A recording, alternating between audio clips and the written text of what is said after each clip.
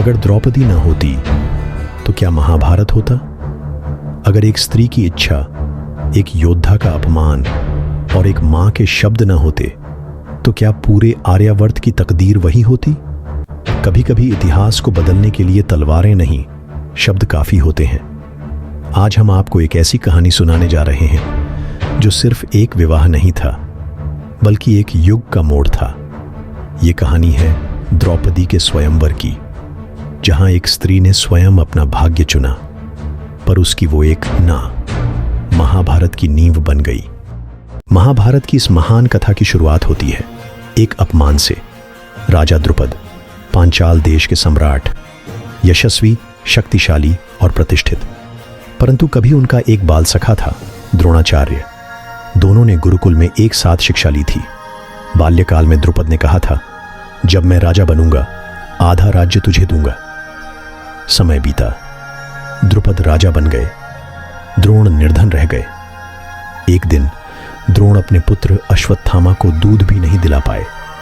अपमानित और विवश होकर वे अपने पुराने मित्र द्रुपद के पास सहायता मांगने पहुंचे। द्रुपद ने उन्हें पहचानने से इनकार कर दिया। मित्रता समान स्तर के लोगों में होती है द्रोण, द्रुपद ने कहा, राजा और भिक्षुक में नहीं। द्रोण की आंखों में आग जल उठी। वो लौटे, पर प्रतिशोध की अग्नि साथ लेकर। द्रोण ने हस्तिनापुर जाकर पांडवों और कौरवों को शस्त्र विद्या सिखाई। उनमें सबसे प्रवीण निकला अर्जुन। द्रोण ने अर्जुन को वचन दिया, तुम श्रेष्ठ धनुर्धर बनोगे। एक दिन द्रोण ने अपने शिष्यों से कहा, मैं तुमसे एक दक्षिणा चाहता हूं। राजा द्रुपद को बंदी बनाकर मेरे सामने लाओ। अर्जुन और पांडवों ने युद्ध में द्रुपद को पराजित कर दिया। द्रोण ने द्रुपद के राज्य को 2 भागों में बांट दिया। अब हम बराबर हैं, द्रोण बोले, अब हमारी मित्रता हो सकती है। अपमान का बदला अपमान से दिया गया, पर द्रुपद चुप न बैठे। उनका स्वाभिमान बुरी तरह आहत हुआ था। उन्होंने यज्ञ का आयोजन किया, ऐसा यज्ञ जिससे उन्हें एक ऐसा पुत्र मिले जो द्रोण को मार सके, और एक ऐसी कन्या जो दिव्य, तेजस्वी और युग बदलने वाली हो। यज्ञ पूरा हुआ। अग्निकुंड से 2 संतानें प्रकट हुईं। एक धृष्टद्युम्न, द्रोणाचार्य के वध के लिए। 2 द्रौपदी, एक दिव्य स्त्री, अपराजिता, अप्रतिम सौंदर्य की मूरत। द्रौपदी के जन्म के साथ ही भविष्यवाणी हुई, ये कन्या एक युग की दिशा बदलेगी। द्रौपदी कोई साधारण स्त्री नहीं थी। उसकी आंखों में तेज था, उसकी चाल में आत्मविश्वास था और उसकी वाणी में मर्यादा। वो वेदों से लेकर राजनीति तक की जानकार थी। पांचाल की राजकुमारी होते हुए भी उसके विचार स्वतंत्रता, न्याय और आत्मसम्मान से भरे थे। द्रुपद जानते थे द्रौपदी का विवाह साधारण किसी से नहीं होगा। उन्हें ऐसा वर चाहिए था जो केवल शक्तिशाली ही नहीं, बल्कि न्यायप्रिय, धर्मनिष्ठ और अद्वितीय हो। द्रुपद ने घोषणा की, द्रौपदी स्वयंवर करेंगी, परंतु ये कोई साधारण स्वयंवर नहीं होगा। जो वीर ऊपर घूमती मछली की आंख को देखेगा और नीचे लगे यंत्र से उसे भेदेगा, वही द्रौपदी का वरण कर सकेगा। ये परीक्षा केवल वीरता नहीं, एकाग्रता, धैर्य और तप का भी प्रमाण थी। राजा द्रुपद ने संपूर्ण आर्यावर्त को निमंत्रण भेजा। सभी राजाओं, युवराजों, वीरों और महारथियों को आमंत्रित किया गया। सभा के लिए विशाल मंच तैयार हुआ। चारों ओर हजारों लोगों की भीड़ थी। यह एक ऐतिहासिक दिन था। पांचाल की राजधानी में जैसे उत्सव का माहौल था। राजा द्रुपद का दरबार राजाओं से भर चुका था। हस्तिनापुर से कौरवों का दल आया था, दुर्योधन, दुशासन और उनके साथी। अंग देश से कर्ण आया था, अद्वितीय धनुर्धर परंतु सूतपुत्र। चेदी से शिशुपाल, मगध से जरासंध और अनेक राजा जो शक्ति का प्रदर्शन करना चाहते थे। भीड़ में एक कोना था जहां 5 ब्राह्मण बैठे थे। उनके वस्त्र साधारण थे, पर आंखें गहरी और स्थिर। कोई नहीं जानता था ये पांडव हैं, और उनमें से एक अर्जुन। सभा शुरू हुई। पहला राजा आया। उसने लक्ष्य देखा, धनुष उठाया, असफल।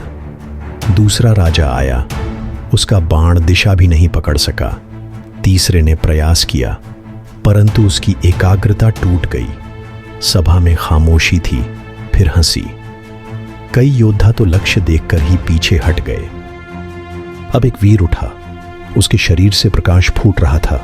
वो अंगदेश का महारथी कर्ण था। उसने सभा से कहा, मैं इस परीक्षा को पूरा करने आया हूं।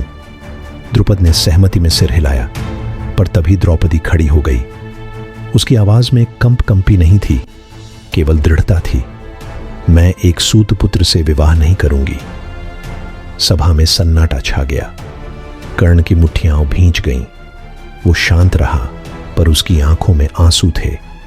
ये सिर्फ इनकार नहीं था, ये एक जख्म था। कर्ण ने धनुष छोड़ दिया। उसने कुछ नहीं कहा, बस वापस जाकर बैठ गया। अब एक ब्राह्मण वेशधारी युवक उठा। सभा में लोग हंसे, ये क्या धनुष उठाएगा? पर उसकी चाल में आत्मविश्वास था। वो मंच पर गया, ध्यान से लक्ष्य को देखा, ध्यान लगाया और एक बाण में घूमती मछली की आंख भेद दी। लक्ष्य भेद दिया गया था। द्रौपदी की आंखों में चमक थी। उसने वरमाला उसी ब्राह्मण वेशधारी को पहना दी। सभा में तूफान आ गया। ये कैसे हो सकता है? ये तो कोई ब्राह्मण है। द्रुपद खुद उलझन में थे। जब पांडव अपने घर लौटे, उन्होंने माता कुंती को आवाज दी, मां, आज हम एक बहुत बड़ी वस्तु लेकर आए हैं। कुंती बिना देखे बोली, जो भी है पांचों में बांट लो। अब तक द्रौपदी चुप खड़ी थी। कुंती ने जब उसे देखा, वो स्तब्ध रह गई। मैंने जाने अनजाने जो कहा, वो विधि का विधान बन गया, कुंती ने कहा। फिर कृष्ण ने प्रकट होकर कहा, यह द्रौपदी का ही भाग्य था। पांचों पांडव उसका धर्म से वर्ण करें, यह पहले से ही नियति में था। द्रौपदी बनी पांचों पांडवों की धर्मपत्नी। कर्ण अपमानित था। दुर्योधन को इस विवाह से पांडवों की वापसी का डर सताने लगा। शिशुपाल, जरासंध और अन्य राजा क्रोधित थे, और द्रुपद, जो अपनी बेटी का विवाह अर्जुन से चाहते थे, अब एक चमत्कार के आगे नतमस्तक थे। द्रौपदी के उस एक निर्णय ने कर्ण को और कटु बना दिया, दुर्योधन को जलन से भर दिया और एक स्त्री को एक युग की धुरी बना दिया। तो ये थी कहानी एक ऐसे स्वयंवर की जहां केवल प्रेम नहीं, प्रतिशोध भी जन्मा, जहां केवल विवाह नहीं, युद्ध का बीज बोया गया। द्रौपदी ने सिर्फ वर नहीं चुना, बल्कि पूरी सभ्यता की दिशा बदल दी। और इस कहानी का अंत नहीं, ये तो बस शुरुआत थी। महाभारत का असली रंग अब खिलने वाला था। अगर आपको ये कहानी दिल से छू गई हो तो एक लाइक जरूर दीजिए। अगर आपकी आंखें कहीं ना कहीं नम हुई हो तो वीडियो को शेयर कीजिए। और अगर आप ऐसी और कहानियों का इंतजार नहीं कर सकते तो चैनल को अभी सब्सक्राइब कीजिए। और एक विनती, हमारा अगला वीडियो द्रौपदी चीरहरण पर है, उससे मत चूकिएगा, क्योंकि वहां से शुरू होगा महाभारत का सबसे दर्दनाक अध्याय।